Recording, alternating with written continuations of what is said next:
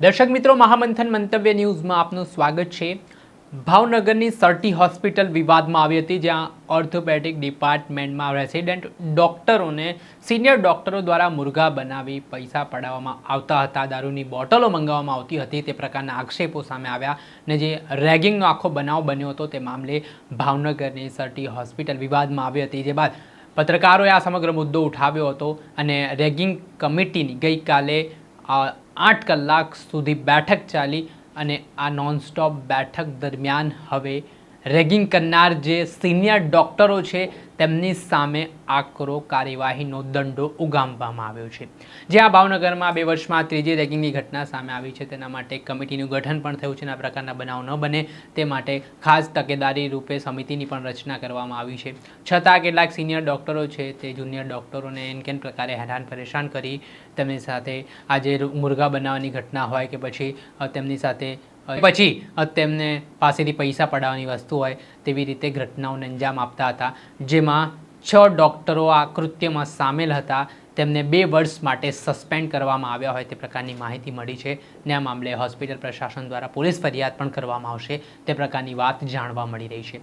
આ મામલાના સંદર્ભમાં શું કહી રહ્યા છે આ ઓર્થોપેડિક ડિપાર્ટમેન્ટના જે ડીન છે ચિન્મય શાહ, તેમને સાંભળો। બેઠક મળી, શું ચર્ચા કરવામાં આવી? સૌથી પહેલાં તો એવું કહેવાય કે જ્યારે કોઈ કોલેજના વિદ્યાર્થીનો નિર્ણય લેવાનો હોય તો એક કોલેજના એક મોભી તરીકે હંમેશા એક દુઃખદાયક હોય છે કે જ્યારે આપણે એક બાળક આપણું કોઈ હોય, કોઈ ફરિયાદ કરીને બીજા બાળકને સજા આપવાની થાય તો એ ઇન્સ્ટિટ્યૂટ માટે અને કમિટી માટે ખૂબ જ દુઃખભરો નિર્ણય હોય છે। પરંતુ જે કંઈ પણ અમને રજૂઆતો મળી એ જેમ આપણે કીધું એમ કે ગઈકાલે 5 વાગે, સાંજે 5 વાગે આપણે જે મિટિંગની શરૂઆત કરી હતી અને આ તબક્કે હું મારા એન્ટી રેગિંગ કમિટીના દરેક સભ્યોનો ખૂબ ખૂબ આભારી છું કે એક પણ જાતના બ્રેક વગર સાંજે 5 વાગ્યાથી અત્યારે વહેલી સવારે 2 વાગે છે ત્યાં સુધી મેરાથોન બેઠકમાં દરેક મેમ્બર અહીંયા હાજર છે।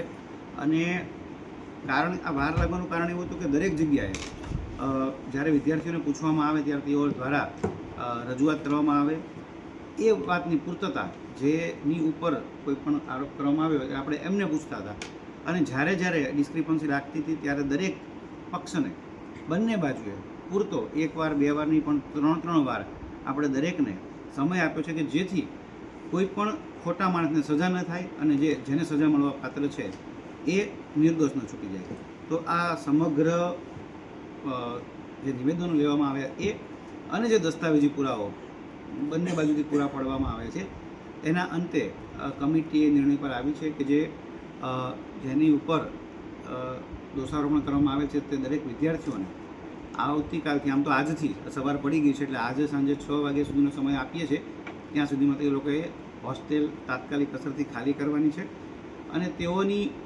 જે વિદ્યાર્થીઓ સાથેની અલગ અલગ પ્રવૃત્તિઓ હતી તે કેટલા વિદ્યાર્થીઓ સાથે છે અને તે ઘટનાની અથવા તો જે બનાવો હતી તેની સિરિયસનેસ કેટલી હતી તેને ધ્યાનમાં રહી એક વિદ્યાર્થીને 2 વર્ષ માટે, 3 વિદ્યાર્થીને 1 વર્ષ માટે અને 2 વિદ્યાર્થીઓને 6 મહિના માટે આ કમિટી દ્વારા એવું સૂચવવામાં આવેલ છે કે કોલેજમાંથી સસ્પેન્ડ કરવામાં આવે છે। તે દરમિયાન તેઓ ક્લિનિકલ કે એકેડેમિક કોઈપણ પ્રવૃત્તિમાં ભાગ નહીં લઈ શકે અને સર્ટી હોસ્પિટલ ખાતે હોસ્પિટલમાં પણ તેઓના સમયગાળા દરમિયાન તેઓ ભાગ નહીં લઈ શકે।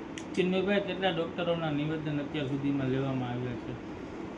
કુલ વાત કરીએ તો જે 13 પ્રથમ વર્ષના વિદ્યાર્થીઓ હતા તેઓએ જો રજૂઆત કરી હતી એટલે સૌથી પહેલાં તેઓના નિવેદન લેવામાં આવ્યા, ત્યારબાદ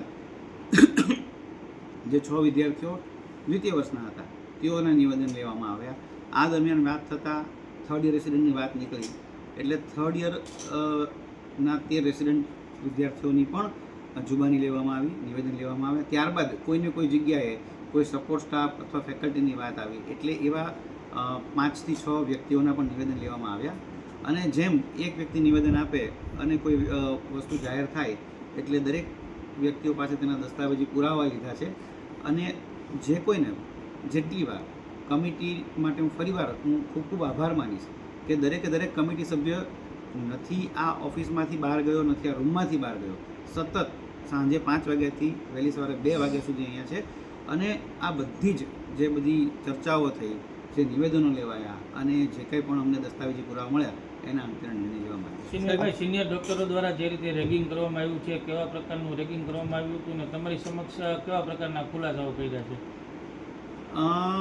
એવું કહી શકાય કે અત્યારે જે અલગ અલગ ઘટનાઓ અમારી સામે આવી એમાં એક ઘટના એવી હતી કે ભાઈ વર્બલ એબ્યુઝ, બીજી એવી હતી કે જેની અંદર આપણે સવારે પણ વાત કરતા હતા એ રીતે કે ભાઈ મુર્ગા બનાવવામાં આવતા હતા. ત્રીજી વસ્તુ છે કે ભાઈ બહુ બધી વખત લખાવવામાં આવતું હતું અને ઉઠક બેઠક કરાવવામાં આવતા હતા. આવી વાતો અત્યારે જે લોકોએ નિવેદન આપ્યું છે એમાં લખી છે. સિનિયર ડૉક્ટરો જે હતા, જે રેગિંગ કરતા હતા, એ વિદ્યાર્થીઓનો રોલ શું હતો ને એમના નામ જો જાહેર થઈ શકતા હોય તો નામ પણ જાહેર કરો. નામ કાલે અમે એમને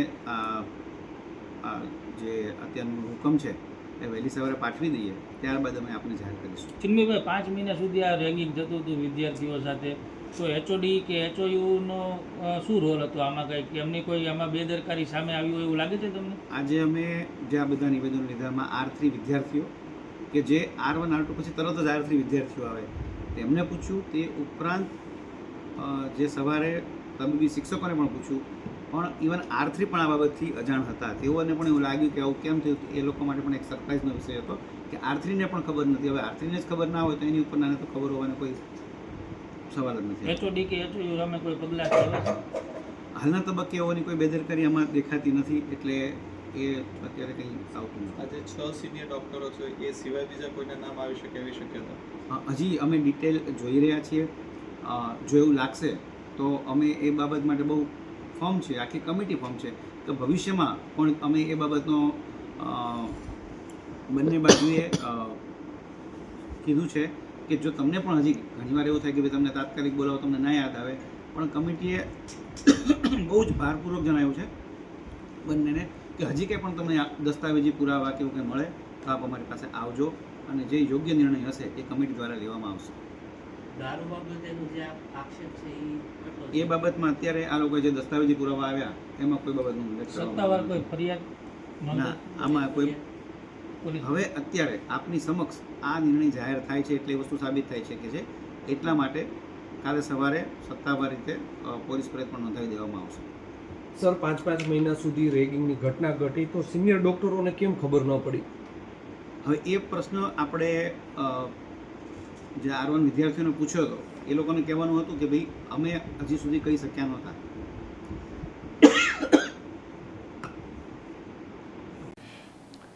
જે આપણે સાંભળ્યા હતા ડૉક્ટર ચિન્મય શાહ, જે રેગિંગ કમિટીની મહત્વપૂર્ણ બેઠક મળી ને આમાં જે મેરેથોન બેઠક દરમિયાન ચર્ચાઓ થઈ ને અંતે નિવેદનો છે તે પીડિત વિદ્યાર્થીઓના નોંધવામાં આવે ને ત્યારબાદ હવે કાર્યવાહીનો દંડો છે જે ડૉક્ટરો એ આવી રીતે તાલિબાની સજા આપી તેમની સામે ઉગામવામાં આવ્યો છે.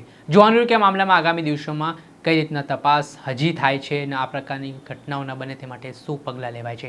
દર્શક મિત્રો, આવા જ વિડીયો જોવા માટે મહામંથન મંતવ્ય ન્યૂઝ જોતા રહો, લાઇક કરો, શેર કરો.